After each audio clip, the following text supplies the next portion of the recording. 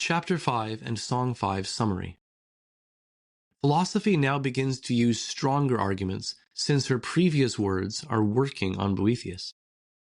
Even if good fortune wasn't temporary, can anyone truly possess any gift of fortune? And is any of her gifts truly worth having? Money is only valuable when used. Jewels are beautiful in themselves, but do not improve their owners. Land cannot truly be owned by a person or improve him. Clothes glorify the tailor, not the wearer. Dishonest servants are burdensome, while honest servants are a credit to themselves, not their master. Therefore, no one's possessions really belong to him. So why should they make him happy or sad? People, who are created godlike, should value inner resources. Chapter 5. But since my arguments are starting to soothe your mind, I think I will resort to remedies a bit stronger. Come, suppose that the gifts of fortune were not fleeting and transient. Even so, what is in them that is capable of ever becoming truly yours, or that does not lose value when you look at it steadily and weigh it fairly in the balance? Are riches, I ask, precious through your nature or in their nature? What are they but mere gold and piles of money? Yet these fine things show their quality better when spent than when hoarded. For I suppose it is clear that greed always makes people hateful to others, while generosity brings fame. But something that is transferred to another cannot remain in one's own possession. Therefore, money is only precious when given away. But when this is done, it ceases to be one's own. Again, if all the money in the world were heaped up in one man's possession, all others would be made poor. Sound fills the ears of many at the same time without being broken into parts, but your riches cannot pass to many without being diminished in the process.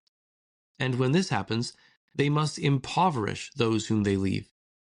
How poor and cramped a thing, then, is riches, which more than one person cannot possess as an unbroken whole, which does not fall into any one person's hands without impoverishing everyone else. Or does the glitter of gems catch the eye? Yet, however gorgeous their splendor is, remember that the light sparkles from the jewels, not the man.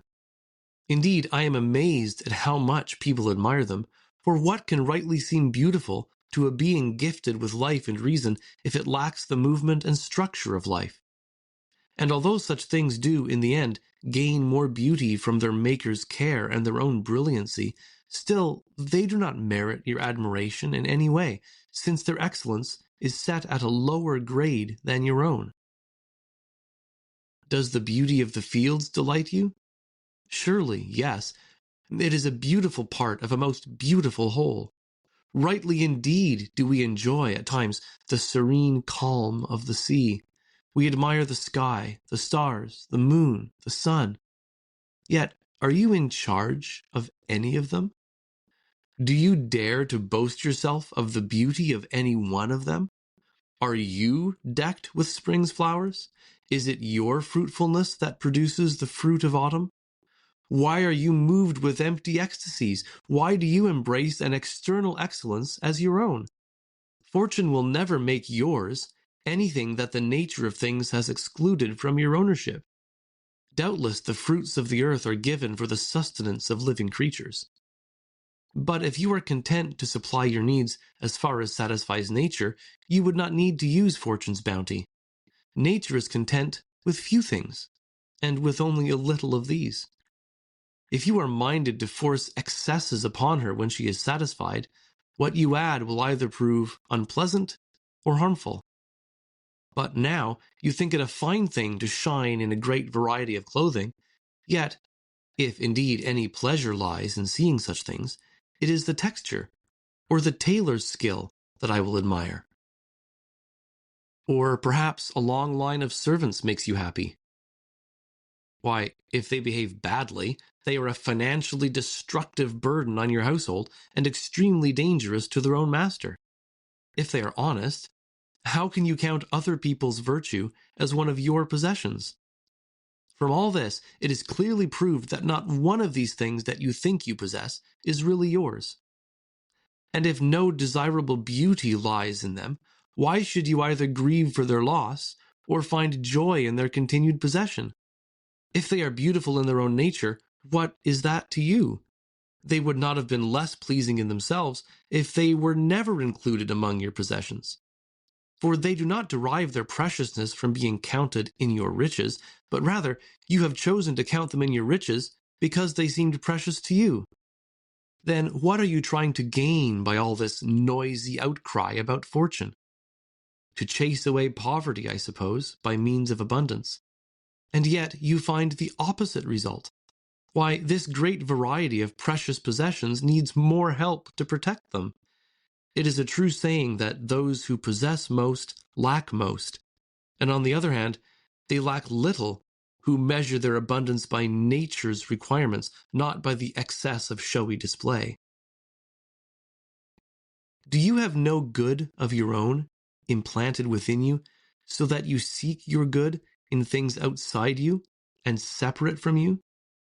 Is the nature of things so reversed that a creature who is divine because of the gift of reason cannot be splendid in his own eyes in any other way except by having lifeless possessions? Yet, while other things are content with what they have, you, who are godlike in your intellect, seek adornment from the lowest of things for a supremely excellent nature, and do not realize how greatly you wrong your Maker. He willed that mankind should excel all earthly things, but you thrust down your worth beneath the lowest of things. For if each good that each person possesses is more precious than the one who possesses it, by your own estimation you put yourselves below the vilest of things when you consider these vile things to be your good, and that is an accurate assessment. Indeed, man is so formed that he only excels other things when he knows himself. But he is brought lower than the beasts if he loses this self-knowledge. For it is natural that other creatures should be ignorant of themselves. In a human being, that is a defect. How extravagant, then, is this error of yours in thinking that you can embellish anything by adornments that do not belong to it.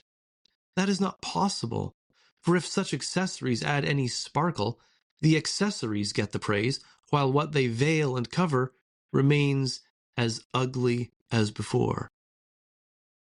And again I say, something that injures the one who has it is not a good. Is this untrue? No. Quite true, you agree. And yet riches have often hurt those who possessed them, since the worst people, who are all the more covetous by reason of their wickedness, think no one but themselves is worthy to possess all the gold and gems the world contains. So you, who now dread pike and sword, might have trilled a carol in the robber's face if you had entered the road of life with empty pockets. Oh, how impressive are the blessings of perishable wealth, when acquiring them robs you of security. Song 5. The Former Age. How happy were the ancient folk who in the fields contented led, and still, by luxury unspoiled, on frugal acorns sparsely fed.